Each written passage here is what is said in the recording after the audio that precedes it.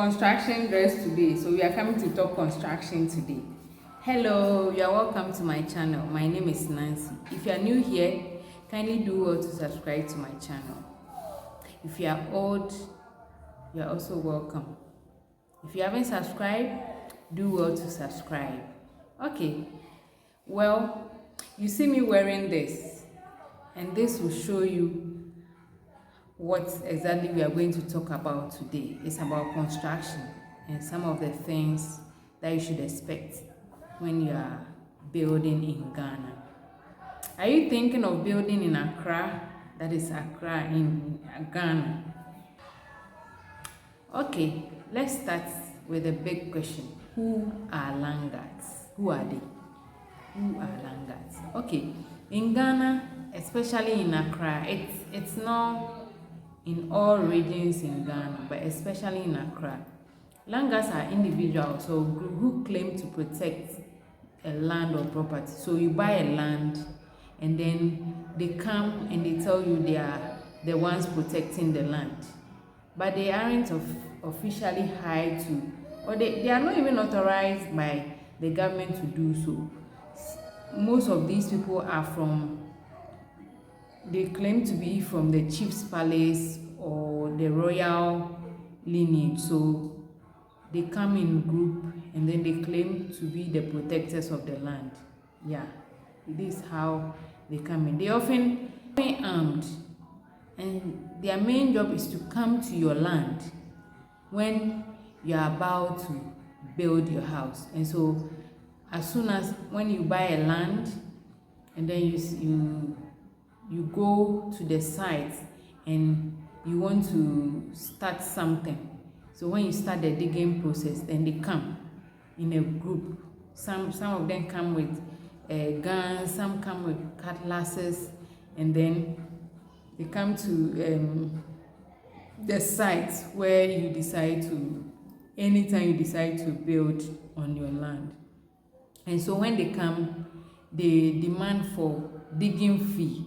The digging fee they demand for is not actually, it doesn't mean that they are going to actually dig the land for you. Your masons and those building your house, the people you have hired to build your house are actually the people who are going to dig, but they come to take money which they claim to be digging fee. Some of them might not mention digging fee. They will tell you that they are guarding your land, so you have to give them something. And some of them come with an amount that they have. They come with their own amount, so they come and they tell you that this is how much you should pay. So it's up to you to decide as to whether you pay the amount that they have given you or not. But then the amount sometimes they mention is very outrageous, because you think you bought the land, nobody has been there to protect it. You would have bought the land, you would have registered it, you have made all the checks to see that the land is a genuine land, and then you come, you start your building process, and then they are there, they are telling you. Sometimes you might even have someone you have employed to watch or be a caretaker on the land, but they will also come, even though you might have someone already there who is the caretaker of the land. They will come and they will still demand. Some go to the extent of seizing the tools of the workers. So if the masons have started working, they will seize it. This is an experience I have when we started building our house. The very first day the workers came, as soon as they get there, they will just stop the work. No mason, all the workers, the laborers are to stop. If they don't stop, they will fight them. Especially when you, the owner of the land, isn't around. They might even go to the extent of shooting some of the workers if the workers prove to be difficult. So this is how they can torment the workers. They sometimes go to the extent of seizing some of the things that the workers may be using, especially when you are not around to, or maybe you are either proving difficult, or the workers there are proving difficult. They have told them to stop working, and then they are still working. Then they would either seize the things they are using to build. So they will take the shovel, the head pans, everything. They will just take them away to their house. That's how difficult they can be. I remember I went to someone's house, and the house owner wasn't around. The workers were there. It was a new site, and those mostly new sites, there aren't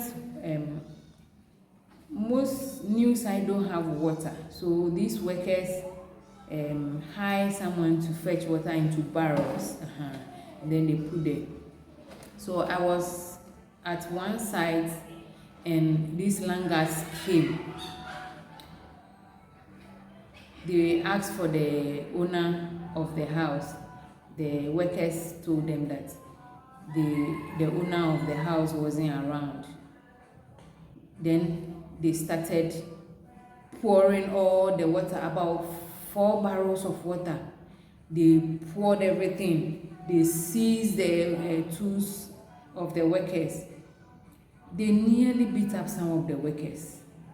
Why? Because the workers didn't want to call the owner of the house for them. These are some of the things that they can do. For my experience, for when we were building, they came when the workers were digging the foundation, and then they demanded for that amount. In fact, I don't remember the exact amount they charged, but let's say if it is now, they can charge like they can charge you about 20,000 Ghana cedi. Some of them can charge you an amount of like 20,000 cedi.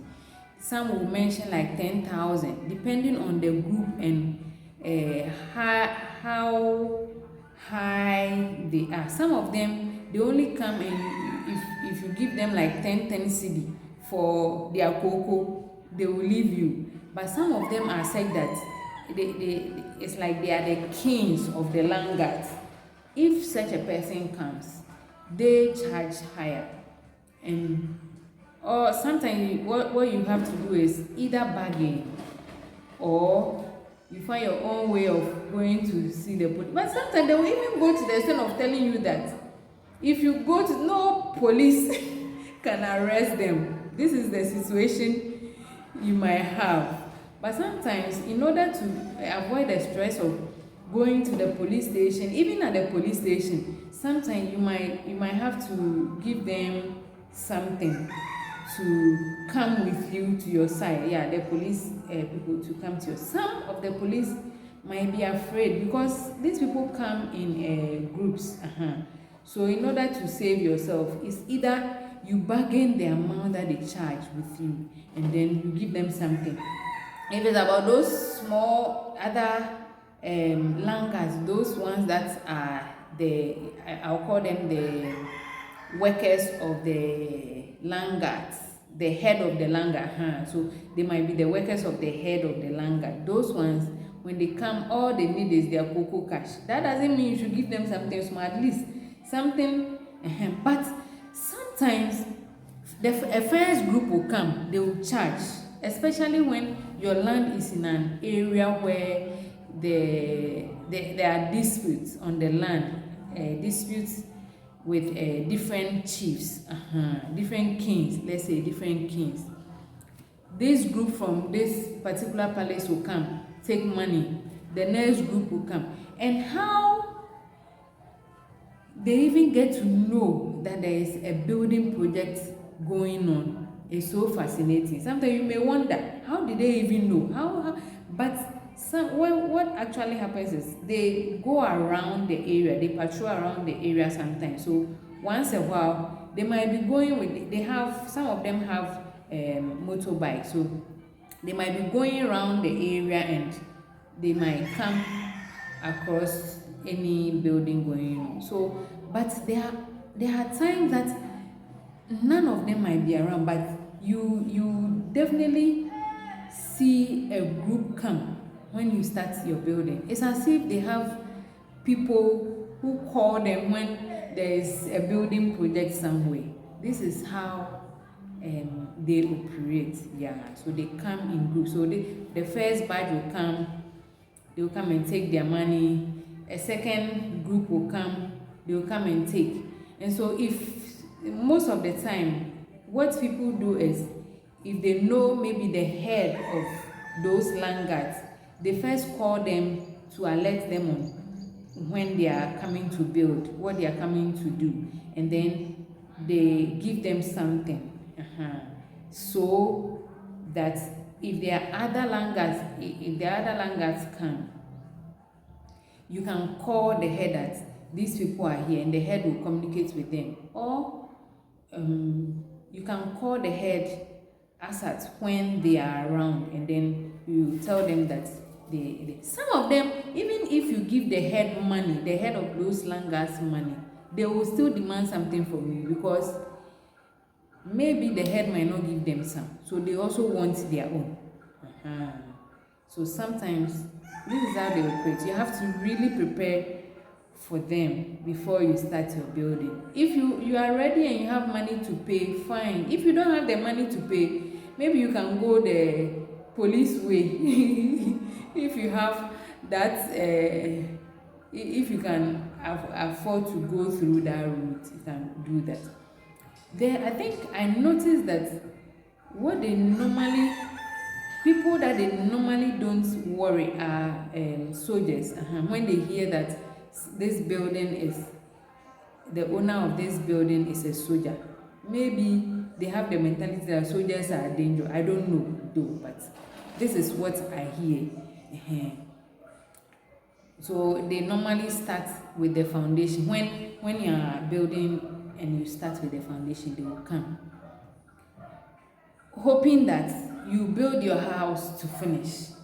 If you don't build your house to finish, and you pause, and then you come back to continue again, they will come again. So let's say you build your house from foundation level to lintel, to maybe getting to floor. And floor, if let's say you want to floor the building, as soon as they see the machine that comes to floor the building, they will be there. They will take money again. Unless maybe you continue no, sometimes even as you are continuing, as soon as they see any new, let's say the machines that's the concrete mixer, if it comes, they will come around to take money. If you don't give them, they will just let the driver of the concrete mixer car off the car until you have given them the money. The work is not starting. This is one other thing. Sometimes when you hire carpenters to come and roof your building too, they might come, especially because I noticed someone built his house and then paused because he didn't have money for the roofing, and then later on, after a year, he came back to roof it, and then these landguards came that they wanted money again, and he had to give them. Some people are able to bring the policemen to stop those things, but you might not know how they might behave towards you after the police are gone. So sometimes people want to just be cool with them, like just agree on something with them so that it wouldn't be something else. They wouldn't have to worry them maybe later on when the police are gone. Yeah. So this is some of the things that they do. There are other things that they can also worry you on. I've spoken about when it comes to the foundation level, the roofing level. For my end, when in my area it's because it's a new site, there is no water. The Ghana Water Company, the water doesn't really flow for a long time. So we then decided after so many years to do a borehole. One other thing that they hate to see is when an excavator is going to somebody's land. As soon as they see the excavator on the way coming, they are following it to the site. As soon as they see the borehole machine coming, they will follow it to the location. So I think these are some of the things that alarms them when there is any building construction. When they see the car, they are following the car towards the direction, and they are coming in their group. They take their money before the car starts. There was an instance, a Chinese driver was just fed up with how they behave. A Chinese driver who operates a borehole machine. I think he went to a house and he was digging the borehole, and these people came. They were so rough. They were just being so hard on them that this Chinese man said, no, every day kill it, every day kill it, I'm going to my country. So you could see how frustrating these people can be. And in my case, when we were doing the borehole, they were here. Even when they know, sometimes they might know you, you know them, they see you, sometimes you give them some small tips. But when it gets to the time they are taking their money, they don't know you. They behave as if they don't know you. They are very rascal when it comes to that. So I think I have covered most of the things that when you are building in Ghana, you should know about Landguards. I hope you enjoyed this video. Please, if you have anything about Landguards, any experience about them, write them in the comment section and let's know. Some of us want to learn. Others might not know much about them. So when you write them, they might read and be aware of some of the things that they do, so that they are well prepared before they start their building in Ghana, especially in Accra. For other regions, I don't know whether, but for my region, it doesn't happen there. Where my village, you get your land, you just start your building. Nobody comes there to tell you that. But in Accra, it happens.